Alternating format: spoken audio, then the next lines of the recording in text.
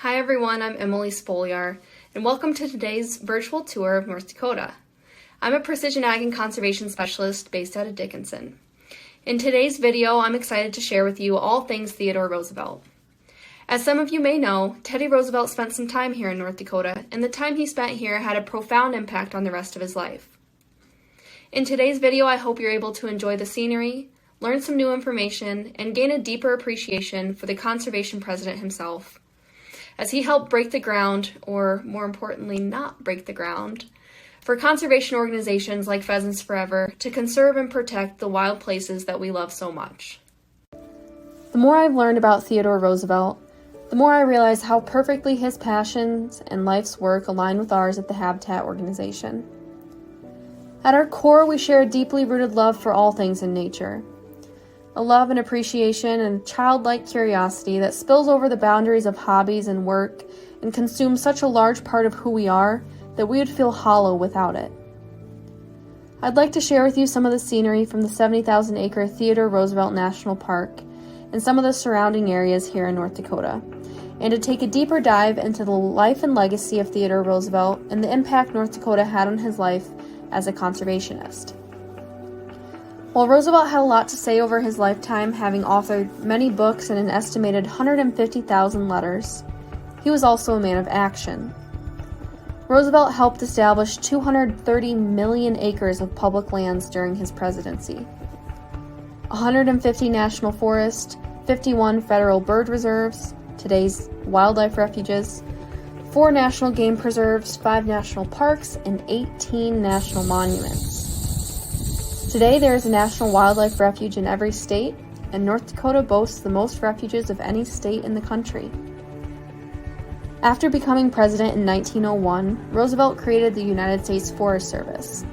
An adamant proponent of utilizing the country's resources, Roosevelt wanted to ensure the stability of those resources. The idea was to conserve forests for continued use. We have become great because of the lavish use of our resources, but the time has come to inquire seriously what will happen when our forests are gone, when the coal, the iron, the oil, and the gas are exhausted, when the soils have still further impoverished and washed into the streams, polluting the rivers, denuding the fields, and obstructing navigation. Finding a balance of prosperity and conservation was a clear focus for Roosevelt. As a former rancher in North Dakota, I'd like to think he would have been an early adopter of our precision ag and conservation program if he were around today. At the age of 24, shortly after arriving here in North Dakota, Teddy Roosevelt was pulled so strongly by his fascination for the land that he purchased 2 ranches: the Elkhorn Ranch, which is part of the Teddy Roosevelt National Park today, and the Maltese Cross Ranch. From the chipper meadowlark to the great bison, the scurrying prairie dogs, and the wary pronghorn, the wildlife we enjoy here in North Dakota is captivating. Their ability to survive, especially during our long winters, is remarkable. While the landscape is challenging for all who inhabit it, somewhere in the details of the prairies, a love for that landscape slowly creeps in, like the grasses in the spring morphing from a dull brown to a vibrant green. Teddy Roosevelt spoke often about his appreciation for this harsh but beautiful part of the country, and he famously claimed he would not have become our 26th president if it were not for the time he spent here. He also credited North Dakota as being the place where the great romance of his life began. I grow very fond of this place, and it certainly has a desolate, grim beauty of its own that has a curious fascination for me. The Badlands grade all the way from those that are almost rolling in character to those that are so fantastically broken in form and so bizarre in color as to seem hardly properly to belong to this earth. Nowhere, not even at sea, does a man feel more lonely than when riding over the far-reaching, seemingly never-ending plains. And after a man has lived a while on or near them, their very vastness and loneliness and their melancholy monotony have a strong fascination for him. As we face the challenges of current times, I reflect on another well-known line from Teddy Roosevelt.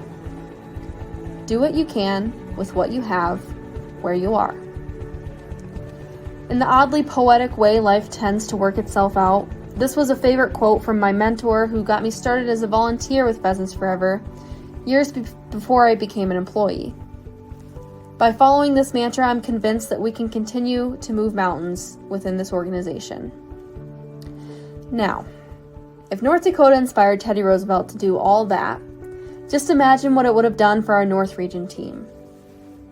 I sincerely hope one day you're all able to visit our state to appreciate the vast prairies, rugged badlands, resilient wildlife, and rich history in person.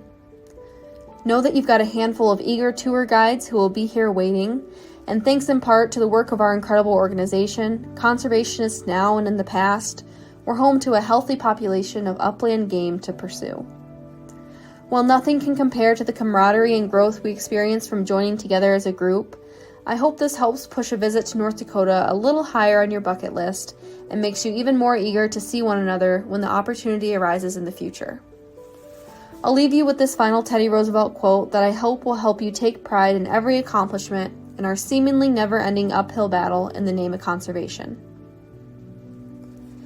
I have never in my life envied a human being who has led an easy life. I have envied a great many people who led difficult lives and led them well. Despite the difficulties we face, push on and continue to lead your lives well. I hope we see each other soon.